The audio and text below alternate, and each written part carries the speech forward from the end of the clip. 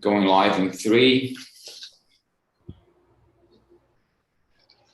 Taking longer than expected, 2.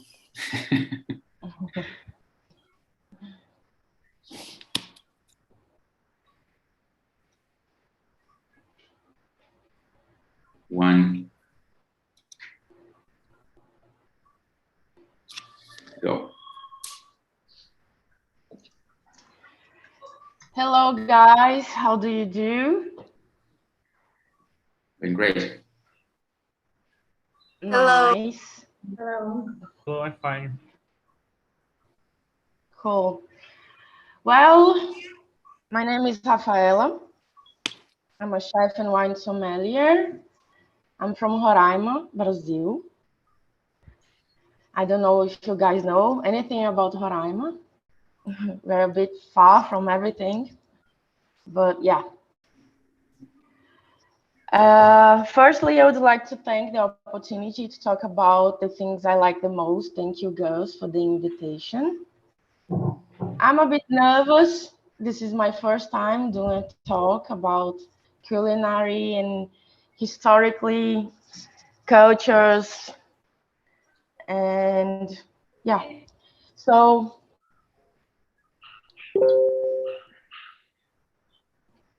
there is no possibility for me to talk about eating behavior before talking about how we Brazilians got here. Yeah.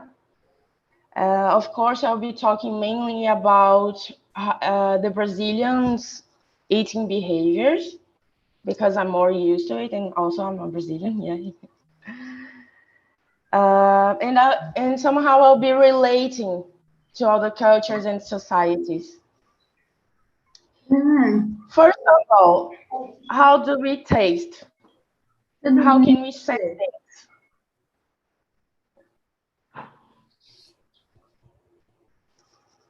How can we say things? Can you hear me? Yes. Yes. Okay. How do we taste? And how can we sense things? Human body is amazingly prepared to feel things and help us to be constantly aware. For instance, when you smell smoke, you know there's some fire around, yeah? And also to be relaxed in the pleasant moments. So when you scent the flowers you like, you'll be more relaxed and you'll be more comfortable. So we wouldn't be able to taste anything without our smelling sense. It works along with our tasting sense. So one thing helps another. Yeah. It's all about the nervous system. We have the tasting buds, which can be deferred by the shapes and purpose. We have ones to feel acidity. We have the ones to feel the sweetness. We have the ones that feel bitterness, and so it goes. And also umami. I don't know if you guys know about umami. No. No? Well, this is a new kind of flavor No, that mine. we cannot... What? I only know my mommy, but I'm kidding. Like mummy, mom. All right. Umami, it's called. Oh, umami. So we can sense, we can feel acidity, we can feel bitterness, sweetness, and we can feel umami, which is a new kind of flavor that we can find in tucupi, we can find in mushrooms, for instance. So we get sweetness, salty, we get bitterness, we get acidity, yeah, and umami. We cannot put in words what it is, actually. We call it umami. It's not salty, it's not sweet, it's a new flavor. So when you try mushrooms, when you try soy sauce, you get umami. So the molecules in the air, they get through our noses, and there's bulbs that will get these impulses and these nervous impulses to through the brain, and then it will be translated. And yeah, so you can see or define it if it's good or bad for you. Yeah. So I'll be talking about tasting. So there's no way for me to talk about it without saying that's really individual. We cannot generalize it, yeah? What's good for me can be terrible for you. We have sentimental relationship with food. Your grandma's cooking is special, your dad's barbecue is amazing and the best in the world. So basically, it's really individual, and it's really about how you connect with this food. It could be about the environment you're in. So yeah, it's basically sentimental.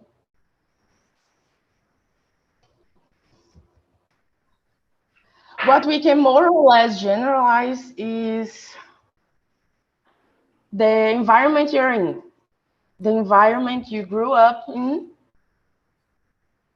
And talking about Brazil, which is this huge country and continental country, we may say that in the north we have abundance of cassava and its subproducts like manioc, uh, like tapioca. We have tucupi, which we have in abundance here, and we have it every day, basically. In the northeast, they have more milk derivatives, and in the south, they have more barbecue culture. So it depends on where you are, yeah. So we Brazilians, we have mainly three roots. We have the European root, which is Portuguese, yeah, because we were colonized by them. We have the indigenous root, the main root, because when the European people got here, they were already here, so the truly Brazilians, and also the African root. So these three roots combined somehow makes the Brazilian cuisine. We have adaptations. We adapted for instance, Portuguese, they first got here and they introduced rice. They introduced codfish-like made dishes, you know. They had the codfish, and we have here pirarucu, and they salted it in order to preserve it. It was a meat-like, it was similar to codfish, and then it was adapted. Um, we may say also that other cultures like Japanese, Lebanese, and Arabic in general was brought later on, yeah. So yeah, with abundance of sugar cane, we had this preference to very sweet treats because we had it in abundance, yeah. And now we have this preference to over sweet treats. Girls love that. So we have the indigenous route, yeah, like cooking techniques using local food, local aromatics. We have uh, the technique to cook with the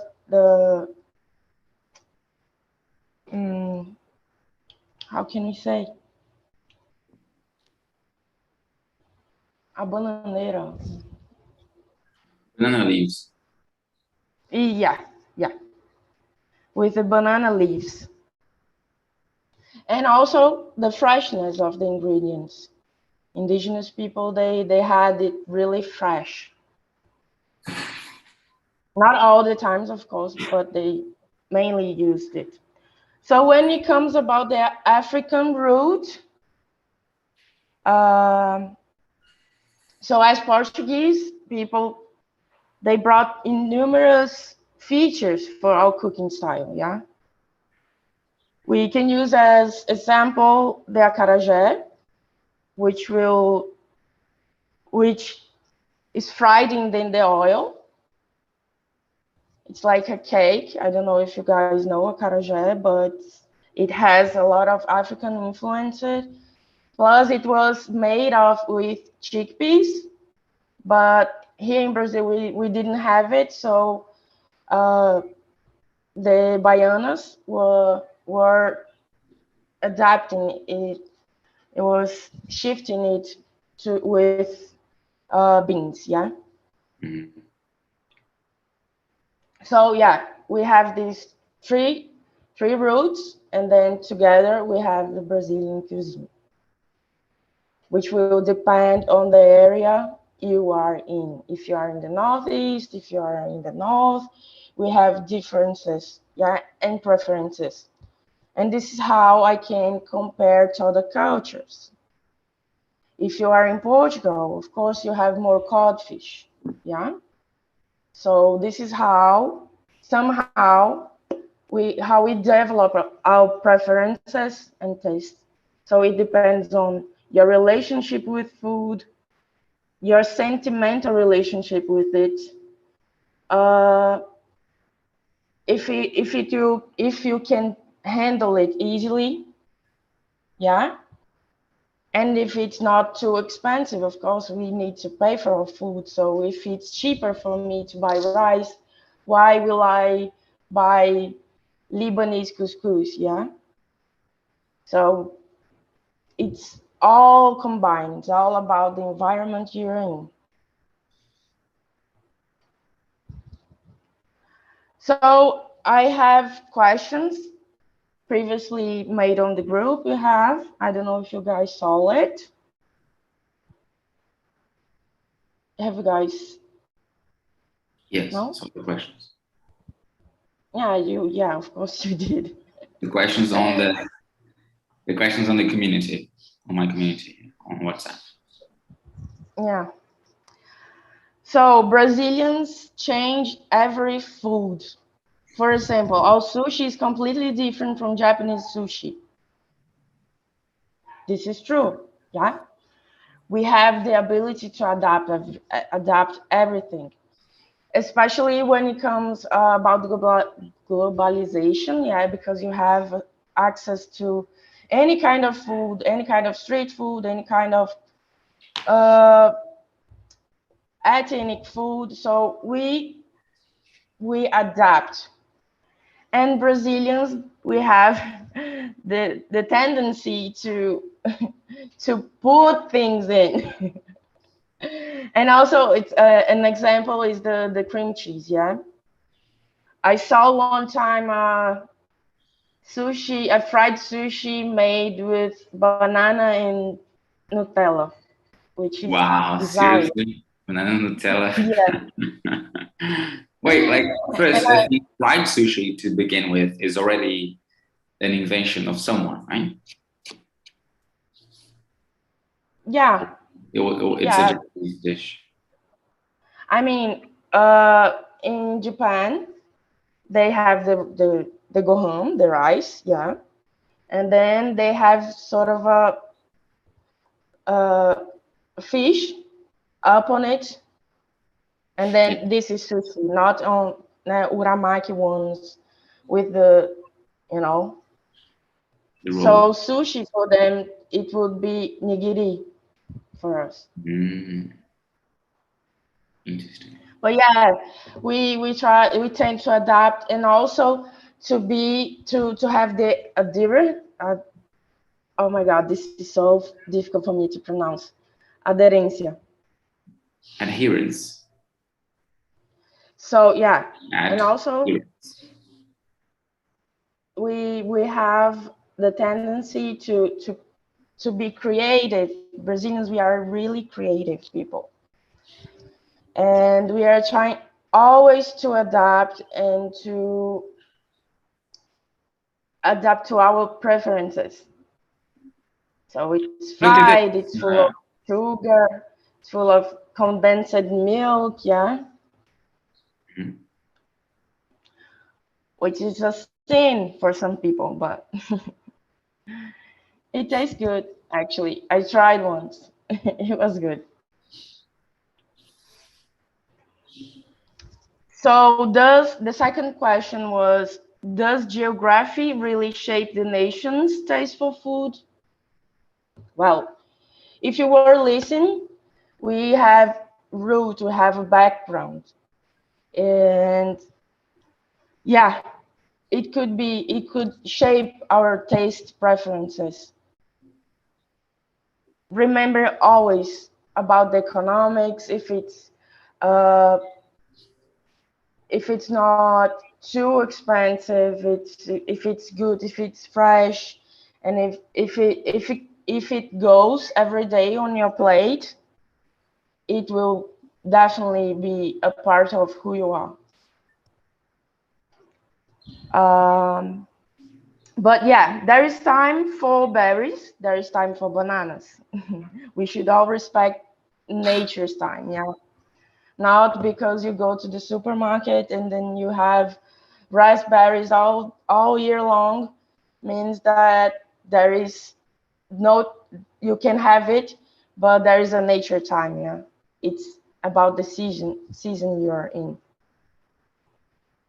And trust me, it does make a really difference on the recipe when you use fresh ingredients, yeah.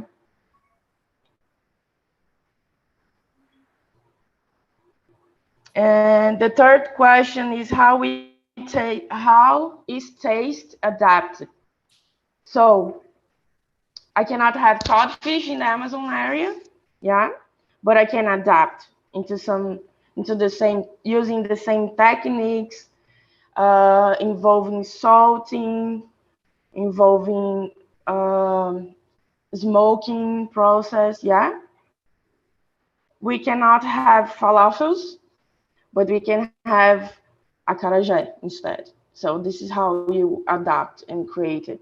I thought, for instance, English food was based on beer, fish and chips, and Yorkshire pie.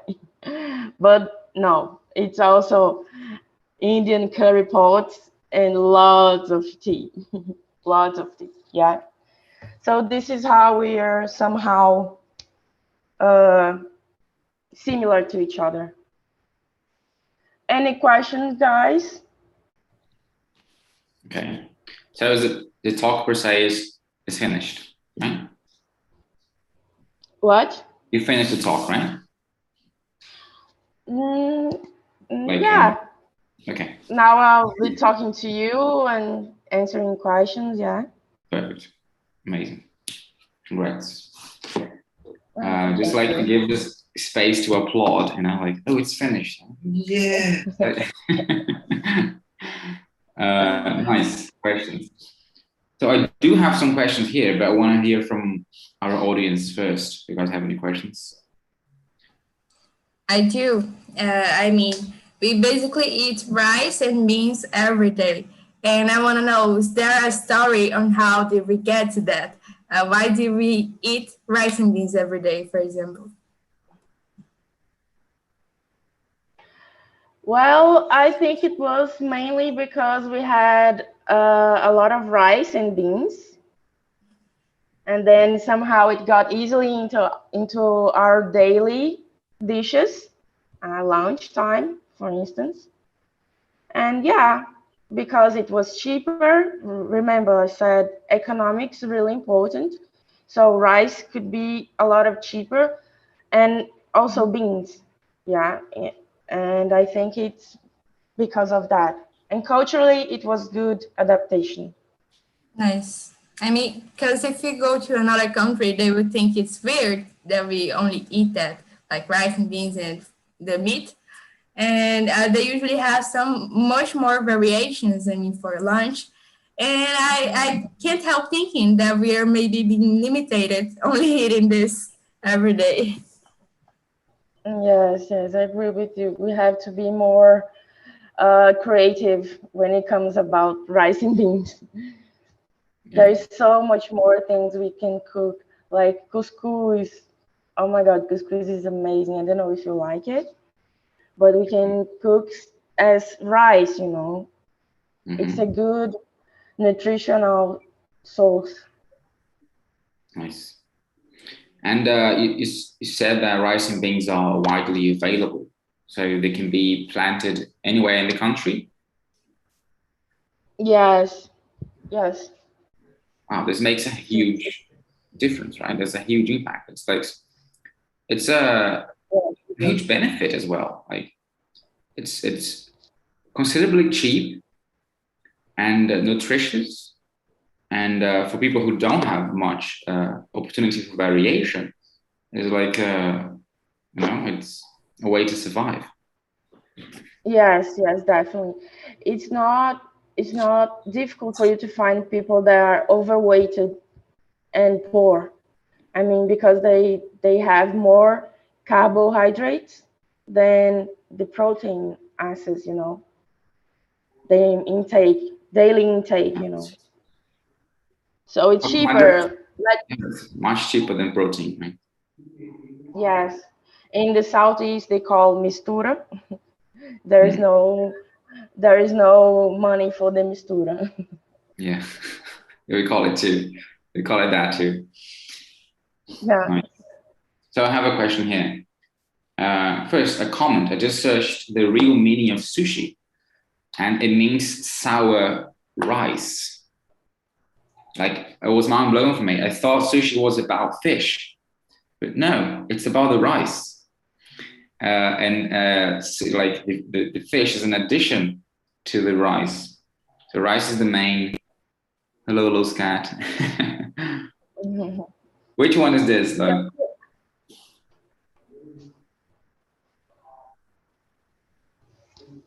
Your mic is off, Flo. Esse é o TED. Oh, this is Ted. Hi, Ted. Hello, Ted. So yeah, sushi is sour rice. Where's my question? Okay, so you told us about sushi was adapted like by adding Nutella and banana and frying it. Fried one. Yeah. What else was adapted? Like I have two examples on top of my mind, but probably there's something much more substantial that I cannot see because I don't work with that, right? But like pizza and hot dogs, right? Like Italian pizza, as far as I'm concerned, is much thinner, and there's much less variation in like possible flavors. I think I want you to confirm that, and also hot dogs, right? This is another something else that was changed. That changed the meaning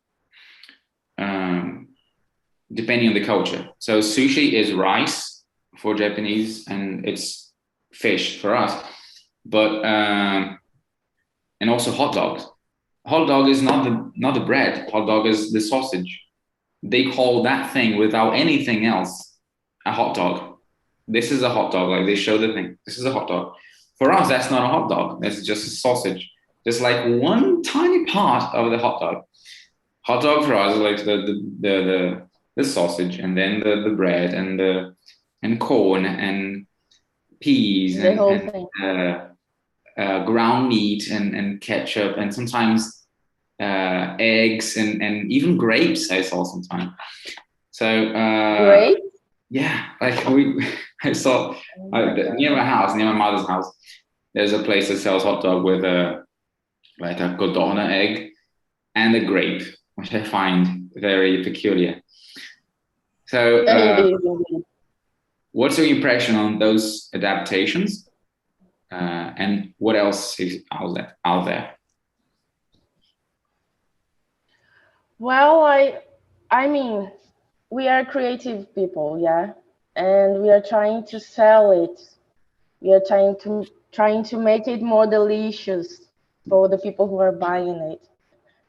So it has the cultural background. So if it has adherencia, it's Here. good. Yeah, you can sell it and people like it. So if they are buying it, and as an example, I was talking about acarajé. I mean, it was a huge adaptation, and we mastered it. It became much more good, much more delicious. I think I love acarajé. I don't know if you guys like it, but we have tacacá, for instance. We have what else? Oh my God, a lot of things we adapt. Codfish itself, we we we have the pirarucu meat, yeah, and yeah, a lot of things. Nice. Yeah, like the acarajé was a surprise for me because I didn't know it was made out of chickpeas. And where is it from again? No, the falafel is made of Oh, chickpeas, and to adapt to Brazilian reality, we use the beans. Yeah. yeah, falafel. And falafel is from where? What? Where's the falafel from? It's from Africa. From Africa. Oh, Yeah. I thought it was a Arabic food. Yeah, we all think, yeah. And Yeah, about but the fast food, yeah, we are so Americanized somehow. So pizza, hamburger, fast food in general, we want that because we watch in the films and we watch in the TV series. We want to be part of it. So when it comes about globalization, we want to be American. We need the hamburger. It was a huge thing for the 21st century. Yeah. yes, I noticed that. Like in myself, I have to confess, we tend to value things that come from outside, right? And I've been slowly looking into, looking back into my country and seeing the riches in it and valuing it over any other countries, like or food or culture and everything. And how do you like? You have been facing this challenge of trying to sell regional food while people want international food, I would say. So how are you approaching that? Oh my God, it's such a good question. It's really important for us to talk about it because everything that is from another countries we tend to appreciate more. But I think it was all about the the way. How can I put that? Let me think just a second. We were colonized by Portuguese people. The kingdom, the royal that was involved in it. For instance, we don't appreciate. We call urucum, which is made of the coloral. Yeah, everyone knows the coloral. Yeah. So it's Brazilian. It's really Brazilian. But when we call in Portuguese black pepper, for instance, we call it pimenta do reino. So it has some royalty in it, And then it was passing through. So we tend to appreciate more the things that are from another countries. So it was back then when Portuguese people got here and they thought they put some sense of royal in the things from another place, such as Portugal, and so it goes. So try doing that. This is like the royal tacacá, and then you sell it on. Yeah, we trying to. This is actually something you told me, and what motivated this talk. And guys, if you have any questions, I will get to you in a second. But you told me that the royalty made sugar royal, right? So they started using the abundance of sugarcane in Brazil to prepare dishes that use sugar. So sweet things became a symbol of power. Our preferences. And then, since we like power and we want to look like the powerful people, we started having and cooking more sweet things. And this probably influenced a lot our tendency to like sweet things in Brazil. Yes, yes. And this is how you build your preferences, with the abundance, with the surplus. Yeah. And something I question myself is the word colonial.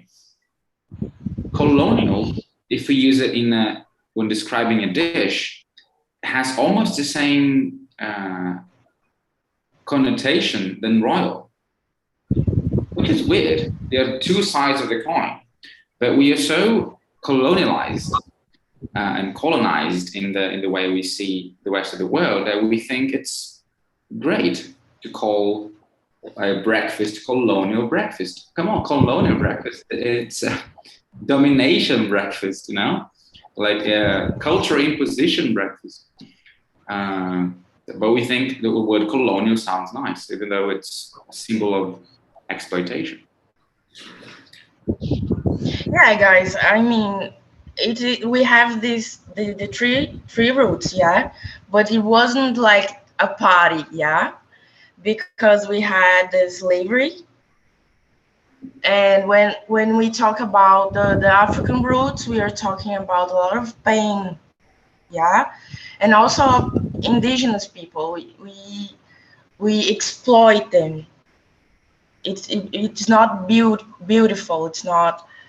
It wasn't soft to get here. Yeah.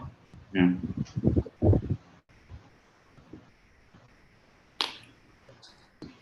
So, Lo, Andrea, maybe you have got any more questions? No, I don't have questions. Okay. How can we change our taste? I mean, I like certain foods and I know they are not good to me. How can I change my taste to like a better nutritional foods? Well, this is $1 million question. I mean, please get yourself in contact to the foods you like. I mean, you like to like, yeah. I don't know. Do you like broccoli? Yeah, I don't know what do you want to change in your eating habits? Oh, okay. So I'm a vegetarian now, but I mean, I'm very weird with food. But I'm a terrible vegetarian because I don't really know how to cook. So I'm just eating pasta all the time. And I know this is not healthy. And I know vegans and vegetarians, they have this image that they only eat salad and they have to be healthy. But I'm not healthy. I mostly eat chocolate and pasta. That's it. I see.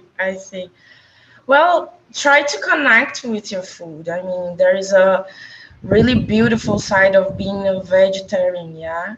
So you have vegetables, I know that you cannot cook, yeah, but you at least try in small steps. Take a easy recipe and try to cook it, and try to use fresh ingredients. Go to the organic market. I don't know if you have it in your town, and talk to people. Talk how do you cook that? How do you cook your aubergine? How do you cook your pasta? And try to change your pasta to whole grain pasta. It's a little bit more healthier, yeah. And Yeah. also mushrooms, they are so delicious, and they have a lot of umami. You can cook that with butter. It's amazing, and it's super easy to cook. I mean, it's easy for me because I work with it, but at least try it a little bit, small steps, and then you'll be more connected to your food, to your meal. Yeah. Yes, I mean, even when I cook and I cook like I over fry the food. I like it because it's something that I made. I cook this food, so it's valuable to me. I have to eat it. I have to like it, even though it's not good. So maybe that's the spirit. I have to start this way. Well, a little bit of advice. Try to control the fire, the flame first of everything. Yeah. It's like Try to control. in the kitchen, So- trying to control fire. That's gonna be funny. Careful though. Try not to burn the kitchen. Yeah. Yeah. Try to control the flame, and then you find yourself in a good way. Yeah. Nice. What do you mean by control the fire? Like, what's the science behind it? There is no science behind it, but it's a way to control, not in order to not burn your food. Yeah. So if she was saying that she will over fried her meal, and yeah, if you control the fire firstly and understand how it works and how the time you use to cook some aubergine, some carrots, because it has different time to cook. Yeah. So she will be in more control of it. Yeah, it's interesting. Like, I would always like set my fire all the way to the top, and when frying eggs, for example, and then your oil is burning and crazy and screaming, and then you put the eggs and like, it's a mess and loud and aggressive. Yeah, and then it burns. Sorry, Lo? It's a good step to go. Oh, sorry. I think that most people don't like cook. Use the high flame to cook faster. Oh yeah, this is a problem. Yeah, but like if you put a lower flame, then it's a bit slower, and then it doesn't burn. It tastes better, I think. Yeah, so I didn't think there wasn't a possibility. Like at first, like when I was a teenager, it was either off or on. There was no in between.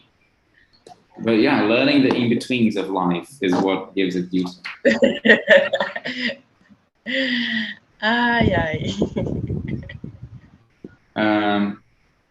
Have another question here about economy.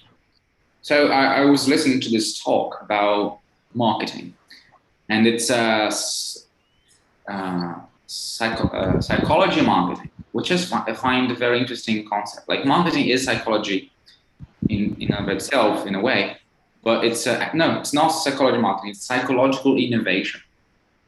For example, it was a British guy who was talking about the renovation or like the improvement of the underground, like the trains in England. And then the government spent like 20 billion to cut off 40 minutes in train travel, right? You're trying to make the train trip shorter. And they spent a huge amount of money in infrastructure, in making the train actually go faster. But they made no psychological innovation. And this is interesting. And what is psychological innovation? For example, putting Wi-Fi on the train. Like Wi-Fi on the train is much, much, much cheaper than changing the whole structure of the train. And it makes the trip shorter because people are distracted. So it's a way for the trip to feel shorter to the people that use it by using technology. And he also joked about putting some models, hiring dozens of models, like beautiful people, to walk around the train. People wouldn't want to leave. he also thought about instead of changing the whole system of the train, building an app. Okay, this is a problem there. If you buy a ticket for a train, you can only go on that train. And then in order to catch the train, he has to get to the station 45 minutes in advance for some reason. While he's waiting for the train to which he bought the ticket, 2 trains have left. So they didn't improve the logistics to make him able to go on the first train if there is a spot available. So implementing a system that allows the seat to be used by people who have bought a ticket, even though it wasn't for that train, would make the trip shorter for that person as well. So why am I talking about this? What does it have to do with food? And he says a phrase in that talk: economy is human behavior. Like, if economy isn't human behavior, what is? Like, our behavior drives what we buy, and then what we buy drives economy. So, and it's basically who we are. It's how we externalize our identities. And the thing that money is on the side of really is what is usually more encouraged for us to consume. For example, meat. So while more people buy animal meat, we'll keep consuming more animal meat. If that changes in a way, if plant-based meat becomes more profitable for businesses, we are going to start eating more plant-based meat. There's no other way. Like, there's no amount of willpower and dedication that can actually change a whole culture if not money. Yeah, just a comment on economy and human behavior. Any comments on my comment? No, I agree with you. Okay. Yeah, Capitalism. that's just how marketing is important in everything, not only I don't know, companies and everything, but everything we do. Very interesting. Andrea, have you got any questions? No, no any questions. Second time I asked you, and then you have this very precise answer. Where are you? What's this place behind you? Is this from Star Trek? Yeah, my background, yes, it's for Star Trek, the original series. Never saw it. What do they eat in the ship? I remember they eat processed food. They take how can I say pill in English? Pill. It's pill. Pills. It's a pill like, and they put the pill in in a device style from microwaves, and they click in the button and the pill transform in the food. Nice. And they stock food for 5 years, traveling in the space for a crew that have like 200 people. Sorry, I didn't get that part. 200 people. The crew of the ship. Oh. It's had 200 people, more or less. So this yes. this sparks a nice question. Like, what's going to be the future of food? Half the expert, what do you think? The question is for me or for everyone? Rafaela? It's Rafaela mainly. I don't know how the technology of the food can evaluate. I don't know. Evolve, yes. But I would join if the way of the technology is like the Star Trek in the future, I put only the pill in my microwave and the gene is ready to eat. What do you think, Rafa, and everyone else, Me? about what food is going to be in the future? Well, I think people are more aware of sustainable issues. So I think people become more and more vegetarian and vegan. Yeah, but we also have to take a step back because we are destroying the environment. So the future is uncertain, but for sure we have to pay more attention to those issues, those questions. Yeah. Well, I want you to make a prediction. Like, can you predict our eating habits? Uh, We have to define this future. Maybe 50 years from now. oh my God, I don't know. Maybe we will have the future burger.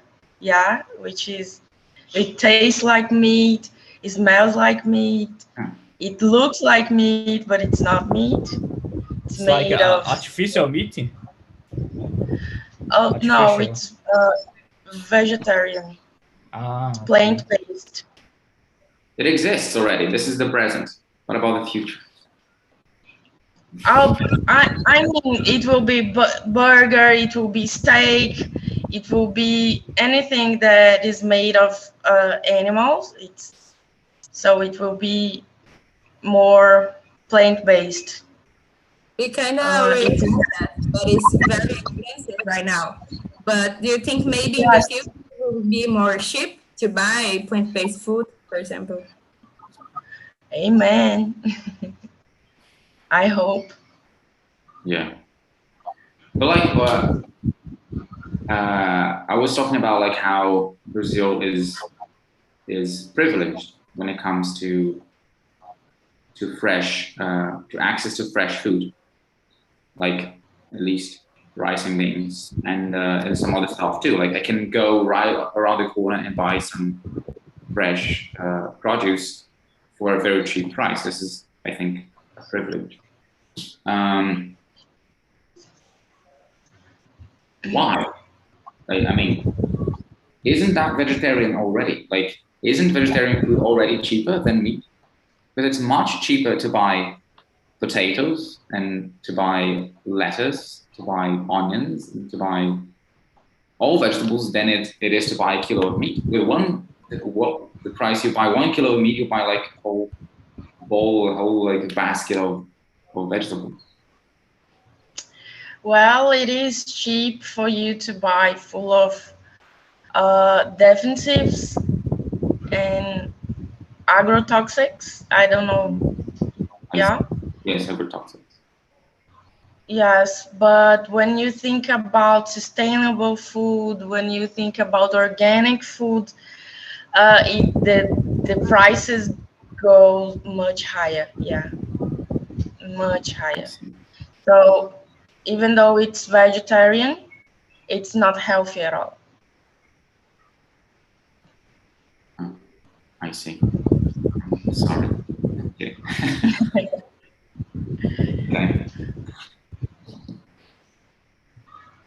Guys, got any more questions? I do.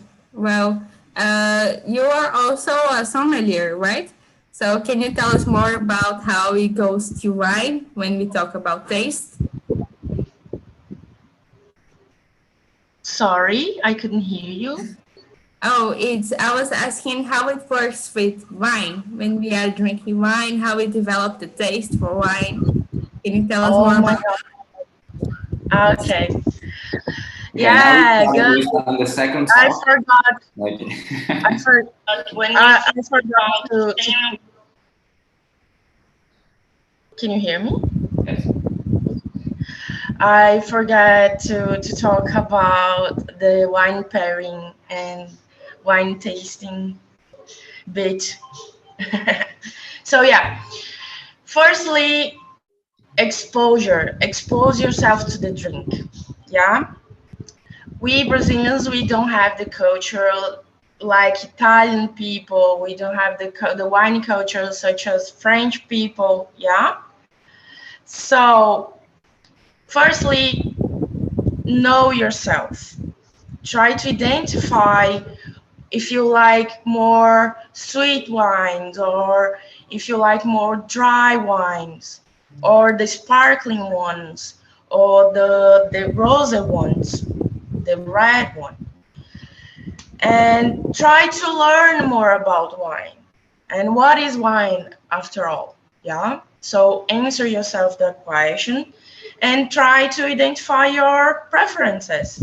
I mean, self knowledge is amazing to everything, especially when it comes about drinking wine, drinking, pairing beverages with food. Yeah. So exposure.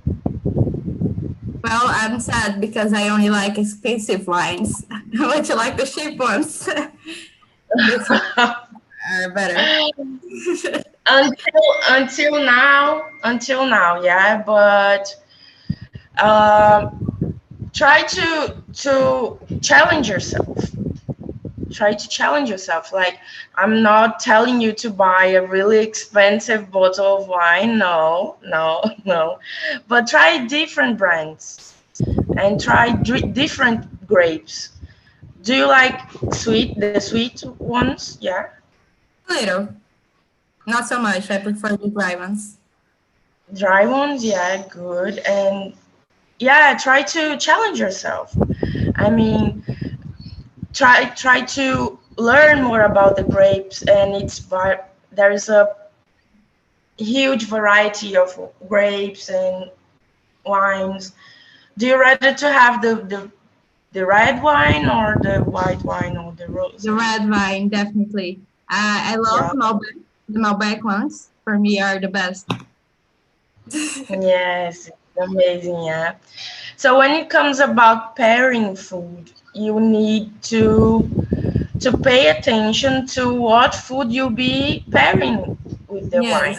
I mean, if you, for instance, choose a Malbec, which is full-bodied wine, it's very fruity, and then it has structure. It goes on your mouth. It has almost like a heaviness in your mouth, and you pair it with shrimps or seafood. Oh my God, it will be a mess. It will totally disappear on your mouth. Yeah. So think about the structure of the wine and then think about the structure of the food you're pairing. So if you're having Malbec, a full bodied wine, and then you think about um, a meat, a steak, a barbecue that will support the wine structure. When you talk about seafood, you talk about white wines, rosé wines, because they are light body. They have a lighter structure, and it will help the organoleptics involved. It will be combined, and then it will be experience. Yeah. nice. I have some trouble with that because I think I need to study more about that because when I'm drinking wine, I can't eat food because I don't know You what can. happens. I rather eat first, and after I finish my meal, I will drink. It's something, it works for Okay. me. Do I not have, forget the water. Yeah. yes, I haven't found the perfect food to eat while drinking. I have to search for it. Or maybe you can try to pair it with cheese, with the snacks. It's good. Yes. Actually, it's pretty good. Yeah. So when it comes about cheese, you have to have in your mind that fat, that creates sort of a pellicule on your tasting buds, so it gets soft. So if you have a Malbec, for instance, or a Cabernet Sauvignon, you might think that cheese with a lot of fat content will be working the best, yeah? Because it will help to soft the tannins. When you talk about white wines, light bodied wine, you may think about brie cheese, or he called the white ones. So basically think about the colors. When it's red, tend to pair it with Parmesan cheese, or I don't know, a full of fat one, yeah.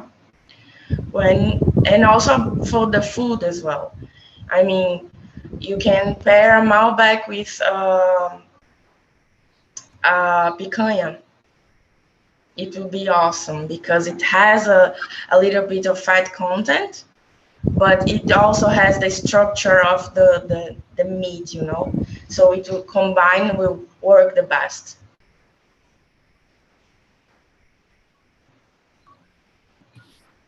Nice. Thank you for the quick lesson on wine. I think Lo and Andrea and I and myself got a bit lost because like we have to know a bit about wine in order to have that vocabulary, right? But it's nice to understand the basics. Like, so if there's fat covering your mouth, it means that you should have something that is fat as well. I didn't get that part actually. No. Do you know tannins? Yeah. Yeah. Yeah, I heard of it. Wine. So that gets the feeling of that you The increase pain your. in the back of the jaw. Yes. I feel that a lot when eating acerola. Yes. Like I used to have like an acerola tree in my Backyard? old parents' house, yes. And then I would play around with my siblings and eat acerola, and we would laugh. And when we laugh, it makes it stronger and it starts to hurt. Yeah, it really hurts.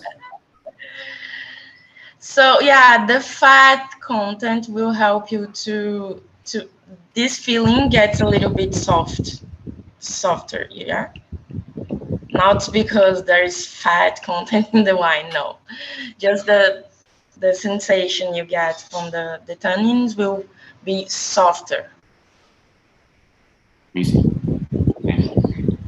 Can you tell us before you finish examples of other countries in relation to their preferences in food and why it is? All the countries. Well, I mean, UK, as I was talking to you, I thought it was all about fish and chips, Yorkshire pie, but it's not. It's curry, a lot of curry, because they have a lot of Indian people and they were really, really big kingdom. And yeah, so this is a good example. Any others? Others. Oh my God. Let me see.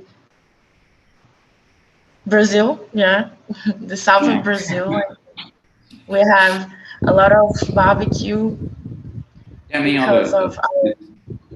like in addition to Brazil, like what is common in Arabic cuisine, for example? What is common in Arab cuisine? Yes. Tahini. I don't know what that is. No. Oh, you don't know what tahini is? It's like a protein? Don't know. Tahini is from Ethiopia. I mean, the good ones are from Ethiopia. Can you do that? That you Google and and find the labels.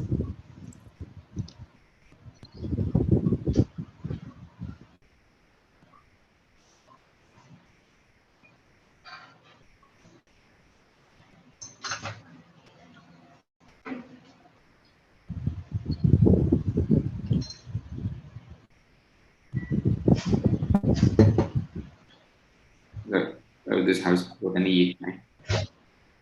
What is Yeah. this? Rafa, the first one in the picture is good. I always buy it. This one? Yes? Yeah, it is good. Yeah, it is really good. I like this one, Istanbul. What is this? It's a It's a brand. paste. A flavorful paste made of ground sesame seeds used in Middle Eastern food. Oh, looks Yeah. nice. Looks like Yeah. peanut butter.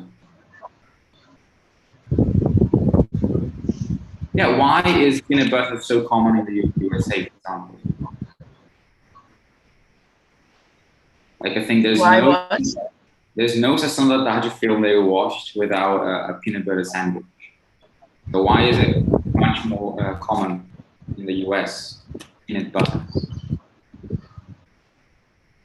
Because of the adherence and also the preferences, the tasting preferences.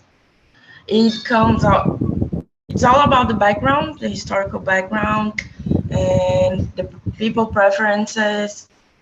And it's easier, it's practical, and comes in jars like that, plastic jars, and then it's easier, it's full of fat, good fat for you, it's cheap, everything to combined, I mean, makes it, yeah. Yeah. Now you get it, you all get it. I like peanut butter with bananas. It's and the banana prevents it from sticking to the top of your mouth, to the roof of your mouth. So it really helps you eating. Nice. So I think we can end here. I have another question. Yes, please.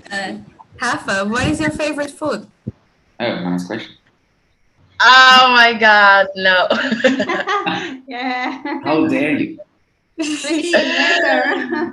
Oh my God, come on, Gabi. Oh my God, it's really tough question.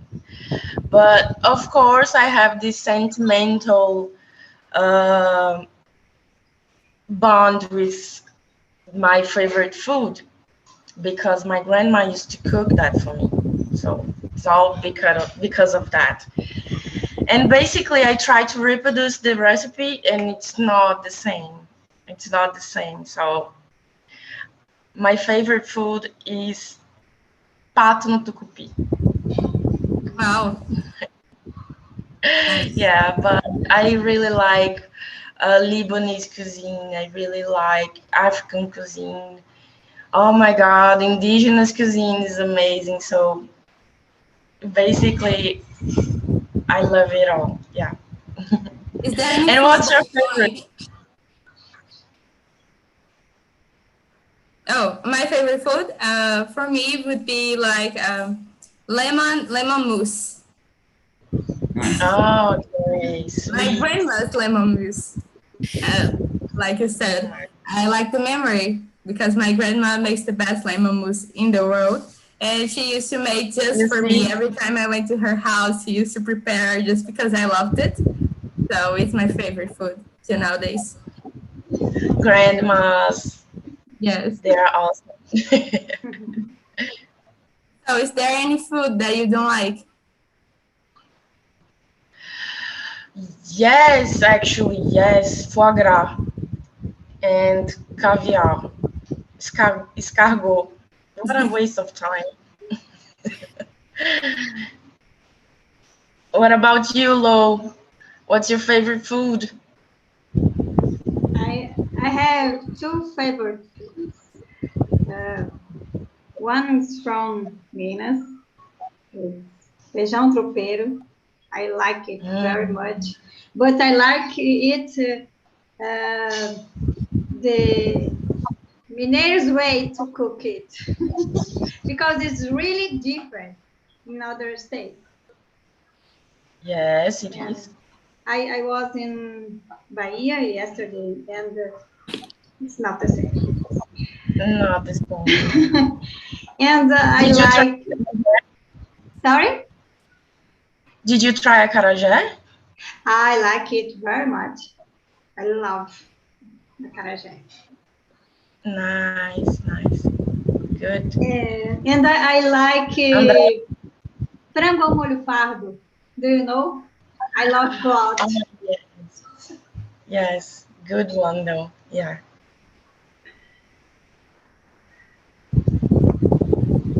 Yeah, my favorite food is like boiled chicken with macaroni. Like, I don't know if boiled chicken is the best way to describe it, because it's not only boiled, like it's seasoned and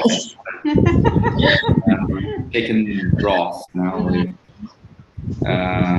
So like very wet and full of sauce, and the sauce has that reddish orange like color, and with macaroni and some flour, some farinha. So it's very nice to eat that. Andrea, what about you? My favorite food? Yeah. Yes, for snack, I like to eat couscous and the traditional bread with butter. And for lunch, I like very much. I don't know if the correct translation of frango a passarinho. It's like birdie chicken. Yeah. Chicken to the bird. I don't know. I don't know Chicken. how. Come again, Rafael? Fried chicken. Fried chicken. Frango a passarinho is like fried chicken. It's like frango frito. This is the same. Okay. And I like many of things that are followed with mashed potatoes. I like very much mashed potatoes, and that's it. And I don't like foods, unfavorite foods. I don't like to eat shrimp. I don't know if this is correct pronunciation from camarão. And I don't like to eat crab too because it's a lot of work to eat this, and I don't like to eat things that made me work a lot. And is that Yeah. Oh, I remember another favorite food of mine is lasagna. Lasagna for me is one of the best in the world. It's amazing.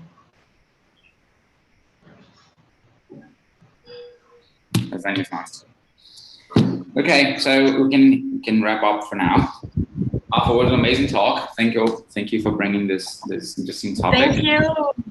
Thank you all. Thank you you, all, guys. Rafa. Thank you, So Rafa. can we take a picture? Yeah.